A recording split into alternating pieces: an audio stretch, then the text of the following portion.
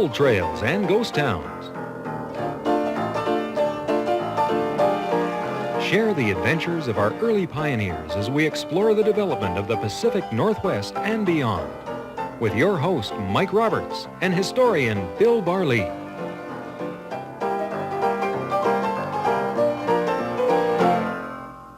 Welcome to Gold Trails and Ghost Towns. Mike Roberts and Bill Barlee, and a little revisiting going on today, but not a bad idea. I mean, I've heard the stories before, the audience has, but some new stuff always crops up. Oh, of course, we have new photos, new information from various sources, and you know, it's about the Silvery Slocan, and one of my favorite areas, I must admit. There's not much doubt about it. I like the Slocan slope. I like both sides of the Slocan, and I think it's it harkens back to a century ago, and there were individuals in that area that came from all parts of the Pacific Northwest. They came from the Coeur d'Alenes, and they drifted in, they gravitated to the Slocan because of the silver strikes all along that Slocan slope.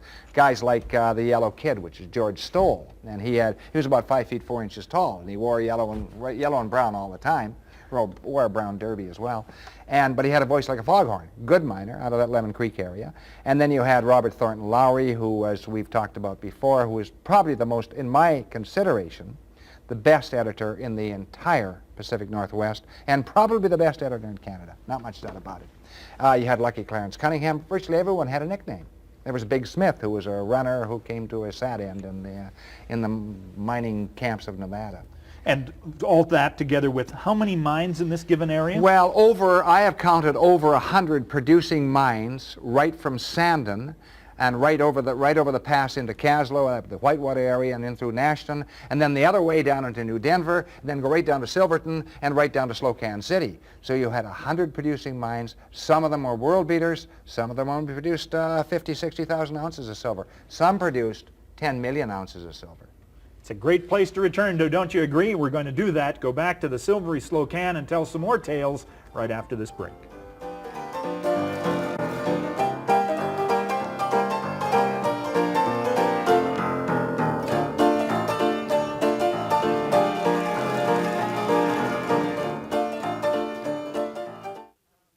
Welcome back to Gold Trails and Ghost Towns, heading back to the Silvery Slocan and really back to your favorite, it seems to me, after all these years, your favorite town, mining town of all time, next to Rossland. Toss up between Rossland, Sandon, Phoenix, Barkerville, a number of towns. There's a number of good ones. Yeah, but I have a certain feeling for Sandon, no doubt about it. So let's take a look at Sandon in 1896, and you see pictures of Rico Avenue before. This is one you haven't seen before.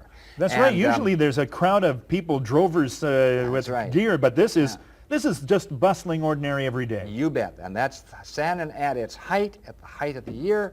And, you know, it's 100 years ago, and it looks like, and around it, surrounding the whole area, were literally scores and scores of mines in the immediate vicinity, and a whole bunch of mines all down the Slocan slope. So here's one, and this is the... They really just denuded the hillside, didn't they? I mean, they were looking for, I guess, float or looking for some kind of sign, and they denuded it, and there is the location of it. That's the Ruth and the Slocan Star. Slocan Star eventually became the Silversmith. This is the mill associated with it, I take it. No, that's the Lucky Jim mill at Zinkton. I knew it well, Mike. And look at it. Well, all of the ore would be carried down that tramway to the mill at the bottom. Oh yeah, ran for years, decades. Decades. Yeah. This looks like, look at that, they burn off the hillside to get down it. This looks like a sort of a fire's gone through there. Yeah, that's the Richmond Eureka, and they denuded the hills pretty steadily, all right. And right there, counting sort of tailings piles, you've got 1, 2, 3, 4 shafts right in that area. I'm trying to remember how much produces. Probably only 500,000 ounces. I'm trying to remember that. So it was a lot of energy and not too much production. Well, not bad, but a lot of lead and zinc as well, Mike, of course. You know. This picture just knocks your eyes out because it is so absolutely clear. Who's responsible? Who's the photographer? Truman and Company of Vancouver. Very, very superb professional photographers. That's the Silversmith Mill. And the Silversmith is one of the great mines in and around Sandon. And look there, I mean, maybe get a little money for the Canadian Pacific from this, because there's a boxcar right down in front, horse grazing in the back. Whose little bungalow would that be? Is that? Don't know. Probably Watchman. But there is a mill producing silver, lead, for sure, zinc. Look at this hillside. That's the Arlington Speculator. One of the big mines as well. And as you begin to walk, you can see the switchbacks of the roads going sure. up and little, what do you call those pits? Tailings? You don't call those tailings. This is not tailings. Just sort of the garbage rock that gets thrown out of the Well, tailings pit. You can call them tailings pit, sure. And look you can see 1, 2, 3, 4, 5, 6, 7 as they've just punctured that hillside. As they come out of the tunnel, they dump it over the edge. Dump it right there. Sure. That doesn't look like much of a road up to those ones. Yeah, But that's the Enterprise. And that's a famous mine. That's fairly close between Silverton and Slocan City. Just when you begin to think of how you built the infrastructure getting into these areas, I mean, those hillsides are like this. Oh, yeah. Every building was a nightmare, it must have been. You have to be in great shape. And everything went in by mule or horse, you know. Yeah. Amazing. Here's another mill. That's the Silverton Mines mill, yeah. And look at that. How many people would work in a mill that size? Probably 30 or 40. 30 or 40 people. But steady. Yeah. And this looks 7 days more a like a placer claim. Did they hydraulic for silver? Well, actually, that's near Sandon. That's the wonderful. And they were actually hydraulicking for silver, trying to uncover the vein. And they found it, too. They only produced about just under 500,000 ounces but of silver. A lot of lead and zinc as well, you see. Gosh, when you say 500,000 ounces of silver, I'm thinking this is a pretty good. I mean, somebody went away rich from 500,000 ounces of silver. Yeah, probably did. It depends how difficult the mining was. Yeah. You know. Of course, with all of these, and you figure 100 operating mines in the area, and just up the Sandon Valley, how many, just in that one little area? In that one little area, probably about 50 mines out of the 100. Yeah. And obviously, this attracted the attention of railway people. As a matter of fact, came in 2 from all railroads. directions. Yeah, one came in from the east and one came in from the west. And that's the one that comes in from the west, and that's the NNS, the Nakusp and Slocan. In fact, we've got the original contract, which is over 100 years old. And I just found it, Mike, the other day going through some of my papers. I had never seen it before. I had the contract for the K&S. This isn't a copy of the original. No. This is the original contract. That is the original contract. And it's on this kind of, what kind of paper do you call it? Kind of an onion paper, but it's not a true onion paper. And look it's at a waxed onion paper. Surveyed and drawn by Burrell. Yeah. Look at that. And October 26th, 1896, dated right on there. Yeah. And included in this, the right-of-way and the maps, and then the written material. This indenture made the 2nd day of November in the year of our Lord, 1896. Yeah. Well, this is primary, it is. historical Primary source, material. Absolutely, absolutely. Well. So you had from that side, from the Slocan Lake side, you had the NNS coming in. From the other side, you had the KNS. And this is that... Yeah, we used that picture before, but it's worthy of being shown again. Just getting a railway in as a multi-million-dollar project. Sure, it was. Because there was riches to take out. Yeah, they were tapping the ore from the east and the NNS from the west, and both competing head-to-head for some of the great mines in the area. This is the way Sandon looked. Actually, this is the sort of upper Sandon as you look up the valley. That isn't the main street. That's the, Sandon had a population of about 2,000, just over 2,000. John Morgan Harris said 2,300, and I would take his word for it. And who's John Morgan Harris Well, again? he was the Virginian. He was the so-called king of Sandon, really. Yeah. He owned a lot of property. Oh, yeah, he did. Wielded a lot of power. Yeah, he owned the electric light company, he owned the power company, he owned the waterworks company, owned the Rico milling and mining, he owned a whole bunch of stuff. He was pretty much the chief high-mucky-muck of Sandon. Yeah, he was. So there you have, and you can see the railways coming in. Yeah. Which was the one that was coming through town? Is that they both came through town. They just kind of cut close to each other, both the NNS and the KNS. All right. And look, this is the Good Enough Hotel. Yeah. What a neat name. Yeah, it's great. And look at the guys down at the bottom there. Yeah, that's a special gang that hung out at the Good Enough. And John Morgan Harris, certainly, he owned that, he owned the Rico, he owned a number of other buildings right down Main Street. In the old Main Street, Mike. Gigrich and Byers, they were the home hardware of the time. Yeah, a well-known name. Gigrich is well-known all through the Kootenai, especially in the Kaslo area to a degree in Kimberley and so on.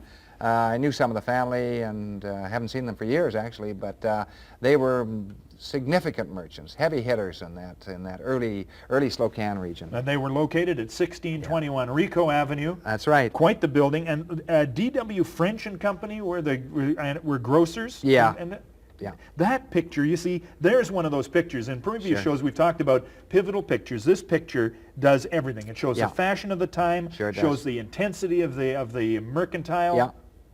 Yeah, it does. But then it all came to an end. A traveling troupe of players came into Sandon, and they had a show they were talking about, and they showed this show, and somebody left a lighted match in one of the hotels. And it went down that main street, and Rico Avenue was virtually destroyed on May the 3rd, 1900. And it just went like that. And there you have the next morning. Yeah.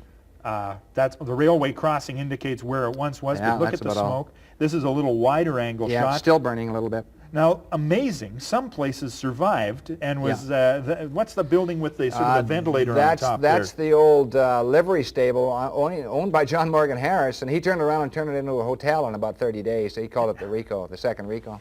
Well, I'm telling you. And Yeah. who are all the folks standing out here? Was it citizens who are now dispossessed? Well, actually, some of them are citizens and some of them are high rollers. A lot of gamblers standing out there waiting for the next game to start. They had been interrupted in a late night game in a number of the hotels. There were some high stakes players in this area, and so they proceeded to put up a couple of tents and finish off their games of mostly poker and blackjack. I guess they they were betting too on whether Sandon would come back. Yeah, well, Sandon, it was a tough row for Sandon. It was never quite the same, Mike, but it did start coming back. This is after the smoke has cleared a bit. Yeah. You can see they've got some canvas over one building there, which is under repair. Sure. Harris has got his livery stable turned into a hotel. Yeah. And they're beginning to get it back. And Yeah. this shot would be, what do you figure, 1904, About 05? 1904 or 5, somewhere in there. Maybe as late as 1908. But Yeah. that's the new town. Hasn't got the grandiose feel of the old town, the narrow streets and the bustling crowds, and the population dropped to under half. So. Yeah, so that fire, even though the mines were still producing, the fire, Oh, yeah. they didn't say, we're not building for as long this time. That's right. Well, they still had their activities. Look at sure this they shot did. here. Again, we've seen a lot of shots of people on the streets during May Days, usually. And looks like they're running downhill, some kind of a race. Who are those four guys? That's a sprinter's race, and interesting. I mentioned it years and years ago in one of the programs. The two best sprinters in the Slocan country was a guy called Big Smith, and another guy called Walter Renwick, which wasn't his real name. His real name is Walter Knox. He came from Ontario, a small town in Ontario, and moved out west. And he got together with Big Smith, and they decided to fool around a little bit with the betting. The And other there were a two lot are of- just shills. The other two is just yeah, extender, race they were just extender. real novices. They didn't know what it was all about. There's no saying in Sandon, never bet on anything that talks, okay? And there's reason for that, because these guys had it all figured out with the gamblers of Nelson and the gamblers of Sandon. The gamblers cleaned up. They would change horses, whoever, because they were very closely matched. So one day Smith would win, the next day Renwick would win, and so on. And eventually their reputation got so bad they drifted out of Sandon and went down into Nevada, where there were a lot of mining towns, and carried their show down there under a manager. And they pulled the same thing in a small mining town in Nevada. And so they arrested Big Smith, and he tried to escape. He jumped out of the wagon he was in, and he was the sheriff on one side and the deputy on the other. And the sheriff shot him between the shoulder blades and killed him off. And Walter Renwick came back to Canada very, very quickly and actually participated in the early Olympics. He was a marvelous athlete. He could pole vault about 12, 13 feet at that time. Astonishing, marvelous sprinter. He could do anything. And he eventually made his fortune in the Porcupine District in Ontario. Well, for died in heaven's Florida. sakes. A very wealthy man. the following these people through their careers, Yeah. I love your phrase, and he made back to Canada very quickly. Yeah. Oh, for heaven's sake. So that's the story behind Sure. that photograph. Sure. That's wonderful. This shot, too, amazes me. Yeah. Where could this guy possibly be taking this many chairs? Up to one of the boarding houses in one of the mines, for sure, Mike. That is just And a hoot. yeah, it's a great shot, leaving Sandon. And you know, the horses and mules played an integral part of the whole scene up there. And there was a story told by George Stewart, whom I knew in the Sandon area, and he had a marvelous memory. And there was a mule, and the mules had bugs on them, little lamps, kind of a tin lamp, so they could see where they were going, and so did the men. They for put that a matter. lamp on the mule. Yeah, right, not right on the mule, but yeah, it was attached to the mule and on the hames and so on. So he could see where he was going in the gloomy parts of the tunnels. And but some of the times the mules were overworked, and they were pretty smart. And one of the miners, and I forget which mine it was, I think it was probably the Noble Five, but I'm not sure. And he got a little tired of being overworked, so they loaded the car. And his owner left him about 20, 30 feet away, just around the corner, and they went back to get the mule, and the mule's gone. Well, he didn't go down the tailings pile because it was too steep. Someone was saying, well, where did that mule go? And then, click, something hits him on the head, a little stone. And he looks up, and there's a raise going up about 40 degrees, which is a pretty steep raise. And, kind of a tunnel. And he looks up there, can't see anything, it's all gloomy up there, right? He says, I don't know, that mule. Another thing hits him on the top of the head. So he says, I better take a look up there. Mule can't get up there. So he climbs up a ladder, Goes up the first level, no mule. I says, I'll try the second level. Goes to the second level. There's the mule standing in the corner very, very quietly. He didn't want to haul for a while. He didn't want to haul for a little while. Of course not. So I can't get over that they were, I would kind of think that an animal would just be led through the dark, and it didn't matter whether it was dark or light, he would just be led to the point. But mules needed light. Yeah, that's true, they did. And they get in there. Yeah, for sure. Well, that's a hoot of a story. I like that. Smart mules. Yeah. Don't bet on anything that talks or has That's four right. legs or can whinny or nicker. You had to be careful with the cards too. There were some card sharks. I mean, some of those poker chips came right from Sandon. These are Sandon poker Those chips. are definitely. I bought them from Mrs. John Morgan Harris in 1970, I guess. Did Mrs. John Morgan Harris She didn't play volunteer poker. any information about John? Well, it was a sad parting, okay, and Yeah. I won't go into the details of that, but he married her when he was 62 and she was 26, so there's a slight age difference, and he left her, I think, with $1 in the will, and insisted on being buried in his home state of Virginia, not West Virginia, as people think. Well, I'm glad you met her and got Yeah. the poker chips. I got a lot of stuff from her. Most of the stuff came from her. Sandon. Yeah. And of course, we always talk about the demise of a place. Yeah. And the demise of Sandon is one of the saddest demises Yeah, because it is. it manages to survive right through The to the 1950s. This shot, as Yeah. a matter of fact, is the Sandon Hotel. Yeah. And around circa 1950. Yeah, it was taken by Sidney Norman, who was a marvelous, marvelous reporter, probably the best in the Pacific Northwest, and he So took many of these marvelous places photographs as well. were destroyed, by salvagers going through in the 30s, lumber and stuff Not like in the that. 30s. That was destroyed in the 50s. Yeah? And that was unfortunate because it was still standing in the 50s, and the windows were broken, and the bar was taken out and sent to Spokane, and then they destroyed the rest of it and built some buildings down in New Denver. Oh, that's sad. Yeah, it and is. then the coup de grace, 1955 Yeah. flood. Yeah. And what made it particularly? Did they put the Main Street right Well, over Carpenter Yeah, Creek? you could see that in the original photo of the runners running down Main Street. They're running over a creek, actually. It's boarded over. And, but it plugged up at one end, and Carpenter Creek went on the rampage and destroyed one side of the Main Street pretty well and kind of undermined some of the other buildings, but they're still in pretty good shape, Mike, actually. I think it could have been restored, and there's still some areas there that are being restored. But look at the wreckage. Look at the mess that was Yeah. made of in that particular day. Oh, So sure. there's Sandon, the queen of, do you call it the queen of the Silvery Slocan? No, I don't. What do you I call call it it? the Silver City. The Silver and that City? was its original name, was the Silver City. Okay. Trail Take a- boarded. Yeah. We'll take a break here, come back in just a second because other places had fascinating stories and we'll cover them when we come back after this break.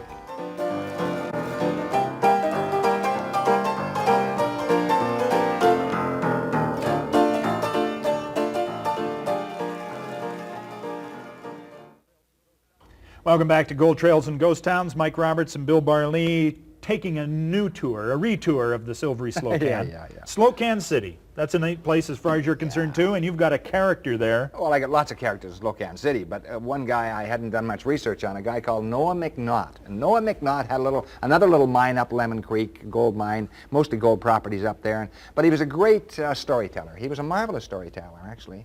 And he had a wife called Mary. And one day he's sitting down with a whole bunch of friends of his, maybe 10 or 15 of them are in the room. And Noah starts droning on about, you remember Mary, he said, when about 15 years ago, and we went up the lake and you were pulling the oars and I was looking for a mountain goat? Yes, McNaught. She always said, yes, McNaught, not yes, Noah. And Mary, we went away up past Silverton and then we didn't find any goats and I turned around, we came back. Yes, McNaught. And then I spotted you remember when I spotted that mountain goat about 300 feet above the lake or 400 feet above the lake, on the third ledge above the lake? Yes, McNaught. And he said, I took out my Winchester rifle and I took a bead on it. Yes, McNaught. And I shot it and got it right between the eyes and it tumbled down from the third ledge to the second ledge to the first ledge. And then finally dropped right into the boat. Remember that, Mary? No, McNaught. And he said, the hell you don't, he said. He got quite annoyed about it. Oh, yeah, he got quite annoyed about it. She was willing to go along up to a point, but then Yeah. she knew her redemption Of course, depended on yeah. this response. And there's some great stories in the Slocan. And one thing I like about the Slocan is the ore bodies there were very compressed ore bodies, mostly because it was replacement ore. And it was like looking for a raisin in a pudding, right? And sometimes you missed, sometimes you didn't. And years ago, I mentioned that two miners, McMillan and another miner, went in on the old Queen Bess property, and they actually tunneled in for 1,100 feet. They spent years doing it. And they went straight in.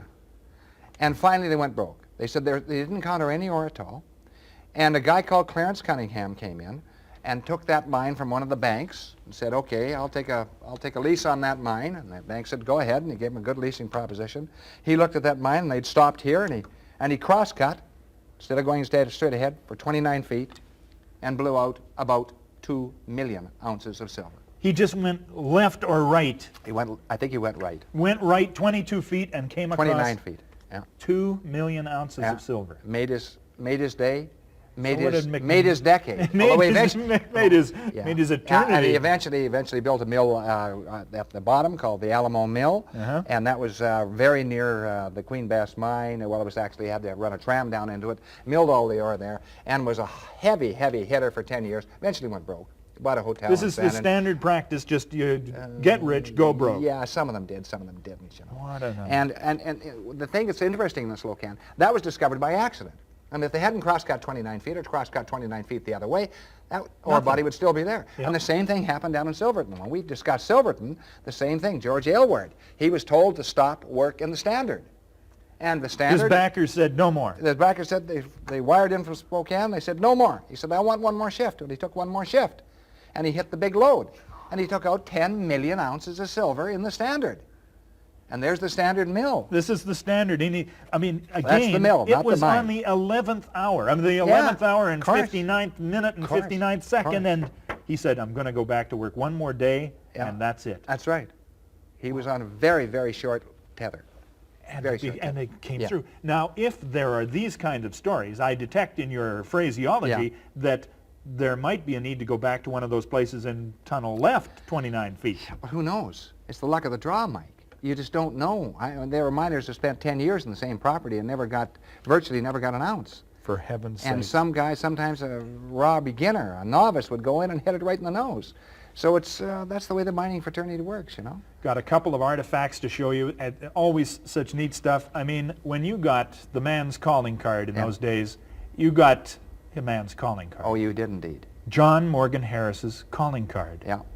And would he have handed a dozen of these out a day? Yeah, only to a select few individuals. He was, president of the Waterworks and Light Company, and he was president of the Rico Mining and Milling, and he was president of a number of areas. And the most fragile of all artifacts, of course, are the paper ones. These, for a drink at the Hotel Rico, he gave these to some honored guests. Yes, indeed. They might come with the night's accommodation. Yeah, those are original. And a great item to take a look at. The great publisher, Robert Thornton Lowry's magazine. Look at this cartooning on here. Who did the cartooning? Did he do it? No, it was a cartoonist from the Globe and Mail who did it, who knew Lowry, and he was one of the most famous cartoonists in Canada, whose name I cannot recall at the precise time. Okay, and look this is what happens to the delinquent subscribers. He feeds them to his pit bull. Oh, of course. Oh, look at that. Robert Thornton Lowry, this must be a rare commodity, this magazine. It's the only one I've ever seen. The Float, one of his publications. Great visit to the Silvery Slocan. Join us next time on Gold Trails and Ghost Towns.